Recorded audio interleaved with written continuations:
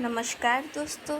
तो आज मैं आप सब लोगों के सामने उपस्थित हूँ हमारे हिंदी के सिलेबस के साथ। जैसा कि आप सब लोगों को पता है कि कोरोना की वजह से कुछ चेंजेस आए हुए हैं।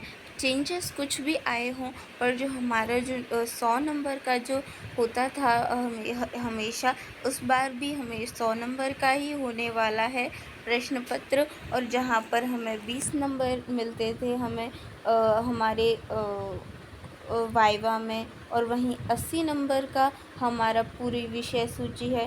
तो चलिए जान लेते हैं कि क्या क्या आने वाला है। जहाँ पर हमारे इन अंकों से बांटा गया है, तो हम देख लेते हैं कि विषय सूची क्या है। जहाँ पर हमें अपठित पद्यांश होंगे वो 10 अंक से के होंगे। अपठित पद्यांश 5 नंबर के होंगे।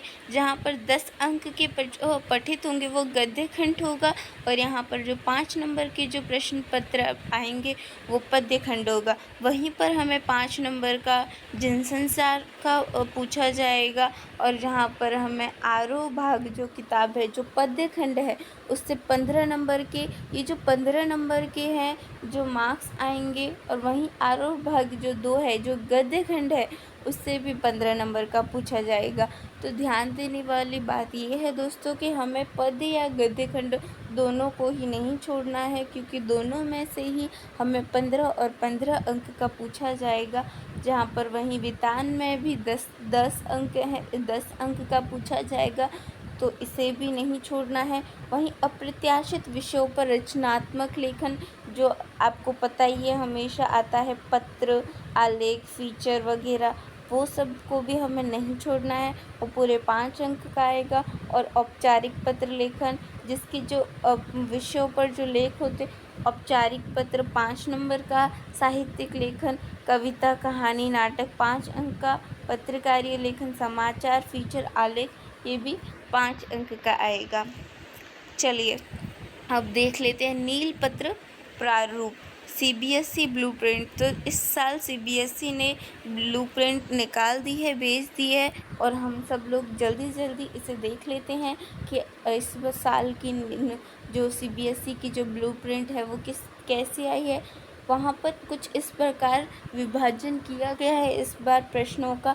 अपठित गद्यांश और अपठित जो पद्यांश होंगे वो 10 अंक के व 5 अंक के पूछे जाएंगे। तो दोस्तों 15 अंक दे रहे हैं हमें अपठित पद्यांश और गद्यांश, तो इन्हें बहुत अच्छे से करना है। वहीं जनसंचार के लिए हमें 5 अंक का पूछा जाएगा। और वहीं ध्यान देने वाली बात यह है कि इस कोरोना की वजह से हमें जो 5 अंक के जो जनसंचार पूछे जाते थे वो हमें मल्टीपल चॉइस क्वेश्चन होंगे, तो जिसकी हमें बहुत ज़्यादा प्रैक्टिस करनी है।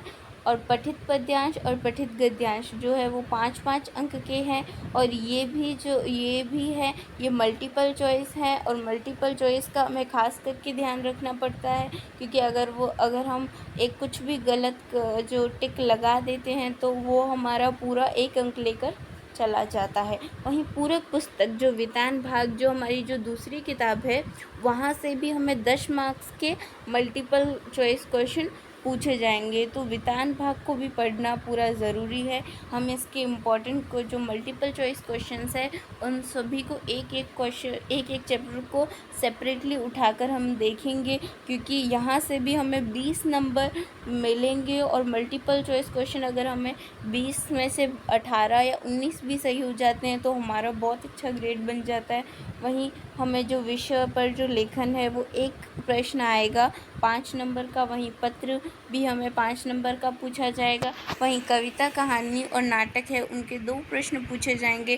जो कविता किसे कहते हैं, कहानी किसे कहते हैं, और वह नाटक, इसको भी हम आगे देखेंगे। साहित्यिक लेखन में मैं आगे आपको ये भी ज़रूर करवाऊंगी और ये भी बताऊंगी कि इसे कैसे कैसे लिखते हैं। आप हमसे जुड़े रहिए और मैं आपको पूरा का पूरा सिलेबस करवा दूंगी हिंदी का। आपको कोई भी शक नहीं होगा। हम पूरे 100 में से 100 लाने की कोशिश करेंगे। वहीं पत्रकारीय लेखन में समाचार, फीचर व आलेख, उसके भी 2 प्रश्न पूछे जाते हैं। इसमें क्वेश्चन ऐसे करके आते हैं कि आलेख क्या है, उसकी विशेषताएं, या फीचर क्या है, या फिर 3 अंक का फीचर या फिर आलेख लिखने को भी आ सकता है, तो वो सब भी हम प्रैक्टिस करेंगे।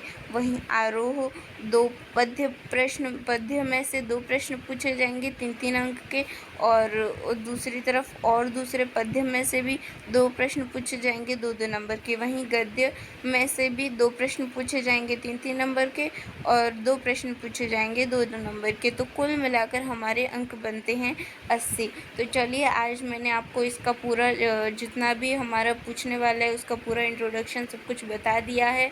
तो अब हम शुरुआत करेंगे कि कैसे हम सबसे पहले मल्टीपल चॉइस है वो पूरा कंप्लीट कर लेते हैं, क्योंकि हमें पूरे 20 नंबर 20-25 नंबर वहाँ से मिलेंगे, तो हमें उसको पूरा स्ट्रॉन्ग कर लेना है। तो चलिए, मिलते हैं नेक्स्ट वीडियो में। और हमारे अगर चैनल को आपने अभी तक लाइक या सब्सक्राइब नहीं किया है तो आप जाकर कर दीजिए और हमारे साथ जुड़े रहिए।